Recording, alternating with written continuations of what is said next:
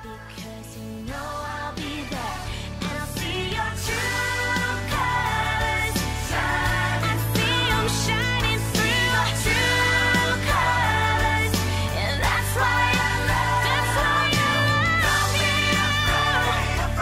So let them show your true colors. We love that Glee version, don't we, Seth? That true colors. Isn't that great stuff? Listening to Home Wizards, we're all about the colors, making it vibrant and fun and happy. Cindy Dole here, and we're talking about the colors of your garden and a guy that just beams in color, Paul Comstock, who's traveling the world all the time in search of great plants, but then wanting to rescue that one little poinsettia that's crying out it's in a dumpster. That's right. So it's so fun to have you here, and we were talking during the break about how you'll get a phone call from someone like a Michael Eisner, and they'll say, you know what, I don't care what it costs, just make it amazing. Make it, it's completely the most incredible garden ever.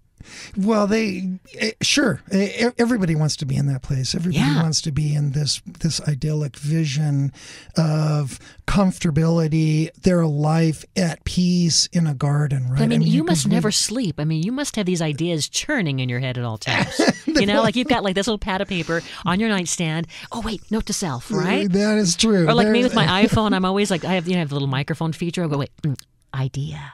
And my husband's like, what are you doing? I'm talking to my phone. I got an idea.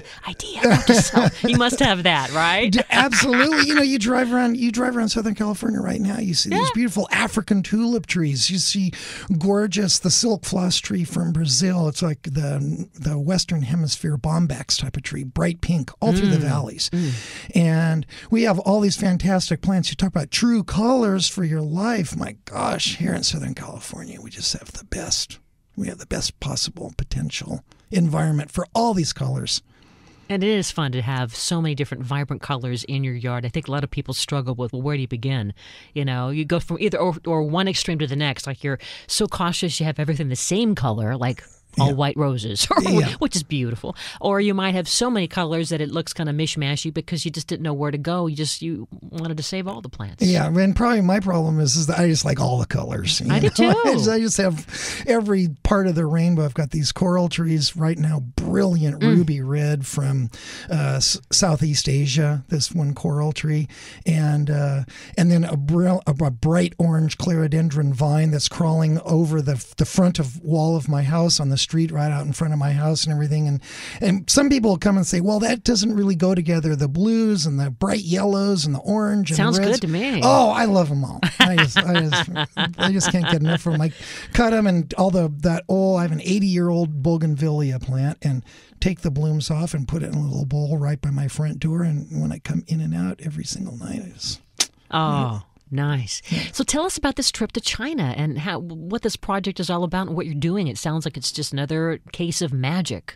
Well, it is kind of a magical thing, actually. And, the Chinese people are just a wonderful, energetic group of people, so much like us in so many ways, just pure capitalists at heart, and they love their families and they have a great respect for their grandparents, for all of their generations. And what do they like to do? They like to spend time together as families. And so, this is one of the basic ideas that, Walt Disney came up with, was providing an environment that people can take their families in and they're safe.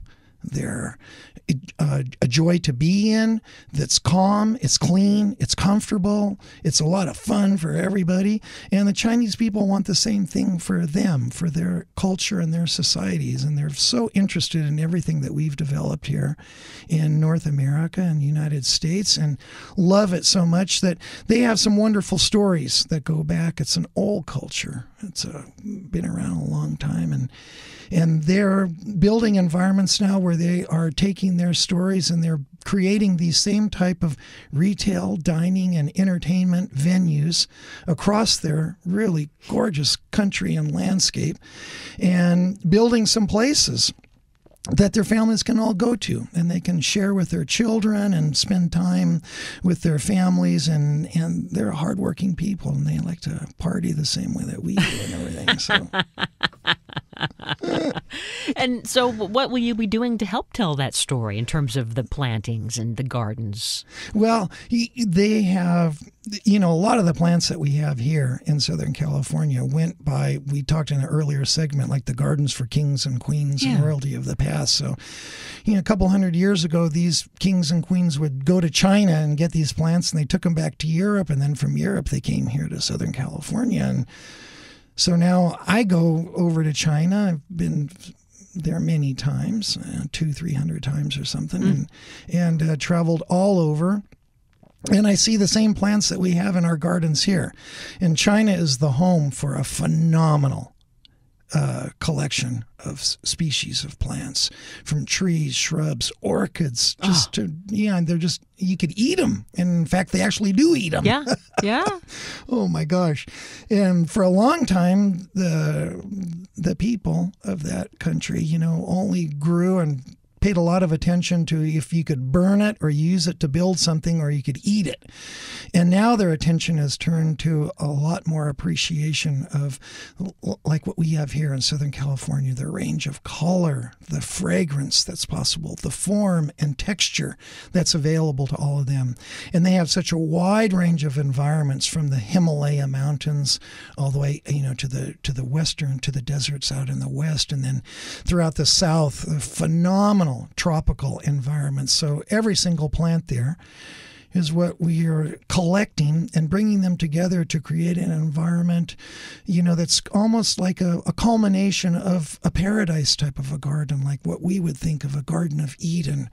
And so we're working on creating an environment that is really like an idyllic place, that some of these legends and stories that have gone way back in their culture for the last couple hundred years, to the Tang Dynasty. Oh, my. Actually, about 1,000 years ago. So this will be a public place at some point? This is going to be a fantastic public environment, very similar to, what our entertainment companies here provide, with Universal Studios and Walt Disney Company and everything. So it's, a theme park, a resort, water parks, hotels, a big thing that they can tell all of their stories of their culture and what's at the heart, kind of like we know about, Cinderella and, Goldilocks and the Three Bears.